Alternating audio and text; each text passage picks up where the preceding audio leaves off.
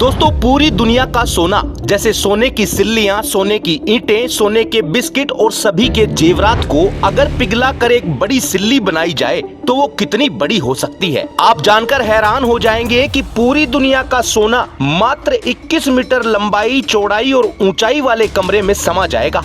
इंसानों ने पिछले 5000 सालों में बस इतना ही सोना निकाला है। लोग बोल रहे हैं कि पूरी दुनिया का 80% सोना जमीन से निकाल लिया गया है। अब यही कारण है कि सोने के भाव तेजी से बढ़ रहे हैं। आज के इस वीडियो में आप जानेंगे धरती पर सोना कहां से आया है, सोने से जेवरात कब बनाए गए और क्या है सोने के महंगे होने का कारण। जानकारी बहुत ही शानदार होने वाली है, इसलिए बिना देर किए गोगिलियो चैनल को सब्सक्राइब कर लीजिए, क्योंकि ये है आपके काम की जानकारी। तो चलिए शुरू करते हैं। दोस्तों सोना एक ऐसा धातु है जिसके लिए एक्सपर्ट्स दावा करते हैं कि ये धरती पर नहीं बना हुआ, बल्कि करोड़ों साल पहले सूरज से भी बड़े तारे बूढ़े होने के कारण आपस में टकराए होंगे। उस धमाके में केमिकल रिएक्शन के कारण सोना और कुछ भारी धातु बनकर अंतरिक्ष में फैल गई होगी और उस समय ये धातु धरती पर भी आए होंगे।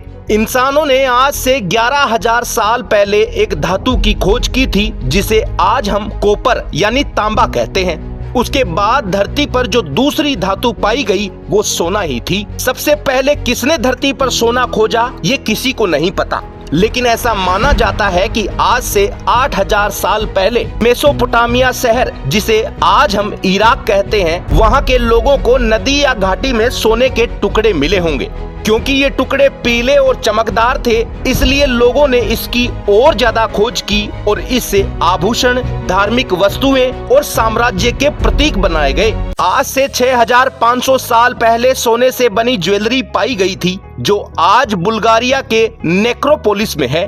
यहाँ एक कब्र में एक आदमी को सोने की ज्वेलरी के साथ दफनाया गया था। ये सोने का सबसे पुराना ज्वेलरी बनाने का सबूत है। मिस्र के राजा और रानियां सोने को सूर्य देवता का मांस मानते थे, इसलिए ये दिव्यता का प्रतीक भी था। मिस्र वासियों के सोने से प्रेम का अनूठा उदाहरण तूतनखामेन की कब्र है। करीब 3300 साल पहले की कब्र में सोने का ताबूत और मुखौटा मिला है। इसे साल 1922 में खोजा गया था, यानी उस समय सोने के आभूषण प्रचलन में थे। ऐसा कहा जाता है कि उस समय मिस्र की रानी क्लियोपेट्रा अपने चेहरे को सुंदर रखने के लिए सोने का मास्क पहनकर सोती थी। दुनिया का सबसे पहला सोने का सिक्का तुर्की में बनाया गया था, आज से 2700 साल पहले। भारत में भी 2100 साल पहले कुषाण वंश के समय पर सोने के सिक्के चलाए गए थे, जिन पर भगवान शिव के चित्र बनाए हुए थे। दोस्तों शुरू में इंसानों को सोना एक पीला पत्थर ही लगा, जो थोड़ा ज्यादा भारी भी था।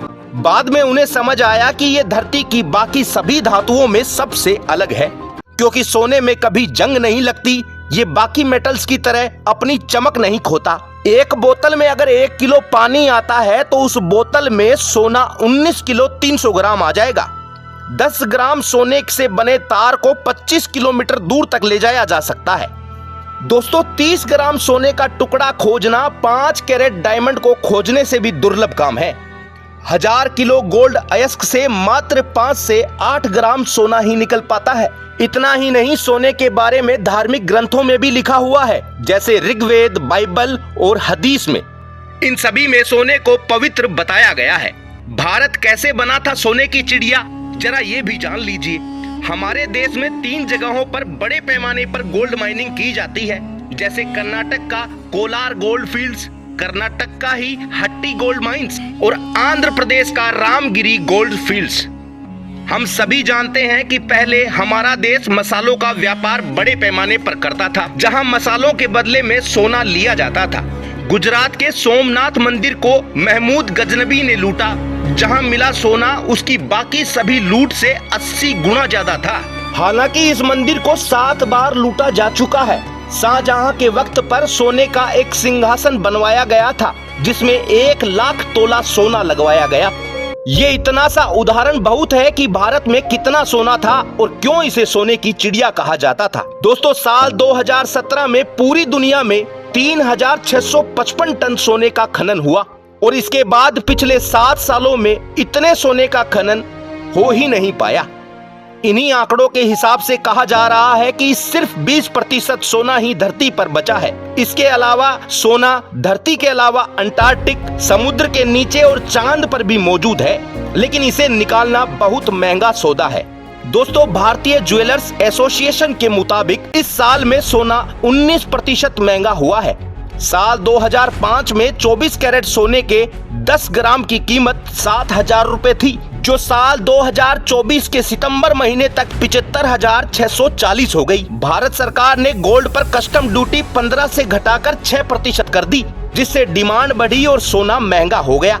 ऊपर से आने वाले त्योहारों के कारण सोने की डिमांड बढ़ ही रही है। अभी के हालात को देखते हुए अंदाजा लगाया जा रहा है कि आने वाले 7 से 12 सालों में सोना 2 लाख प्रति 10 ग्राम तक पहुंच सकता है। तो दोस्तों, ये है सोने की पूरी जानकारी।